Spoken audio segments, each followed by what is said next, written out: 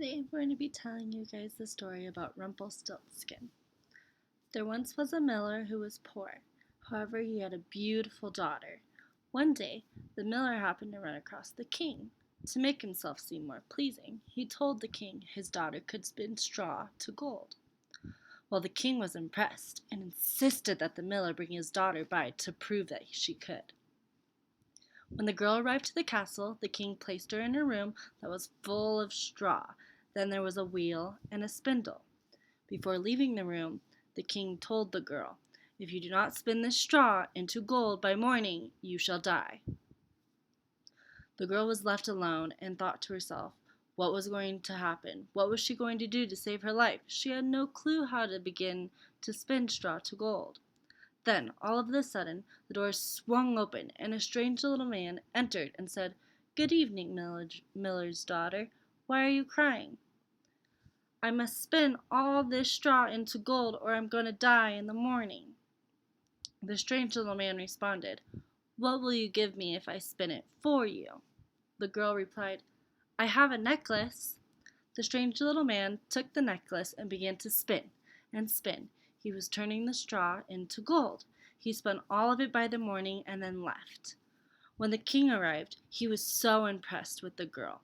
He placed her in an even bigger room with more straw and told her again, "If this is not spun into gold by morning, you shall die." The girl again wept and wept because she had no idea what she was going to do.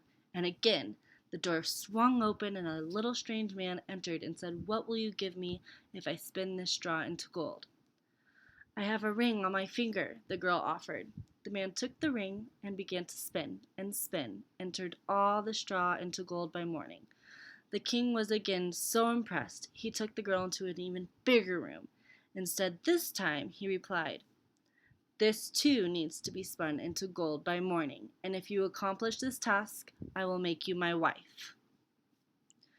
Again that night, the strange little man appeared. "What will you give me if I spin the straw into gold?" he said.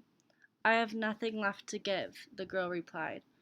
"When you become king, you must promise me you will give me your firstborn child." She did not think too far into the future and agreed with the man's request. Then the king arrived the next morning, and surprisingly again, the straw was gold. He then made the girl his queen.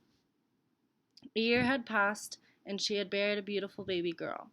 There was no sign of the man, so she thought she was off the hook. Unfortunately, one day, the strange man appeared and demanded that the queen give him what he promised, her firstborn child.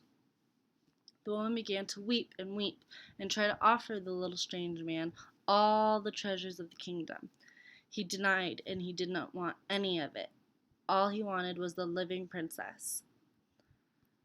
When the queen began to weep and weep, the strange man gave her one last chance. "I will give you 3 days to guess my name, and if you do not guess my name by the 3rd day, then your daughter is mine." He left. The queen thought and thought all that night what his name could be. She sent all of her men across the kingdom, coming back with names and names. The next day, when the man arrived, she guessed a few names, but he replied with, "None of those are my name." He left, and before leaving, he told the queen, "If you do not guess my name by tomorrow or the next day, then your daughter is mine."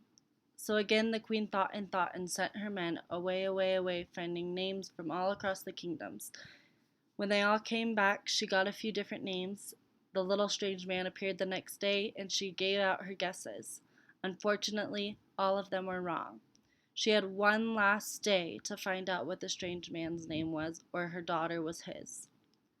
That night, she had one man come back to the kingdom and reply with that he saw a strange little man in the back of the woods that was chanting and chanting that no one would guess his name was Rumpelstiltskin.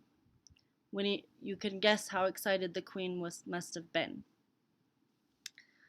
When the little man appeared the next day, the queen guessed some few funny little guesses. "Your name is Henry." "No, that's not my name." Your name is Jack? No, that's not my name. Then perhaps it must be Rumpelstiltskin. The little man got so angry. The devil told you, the devil told you, and slammed his foot into the ground. It went all the way down into the ground up to his knee. Then he went to stomp his left hand and his left foot and split into two. And that was the end of the story.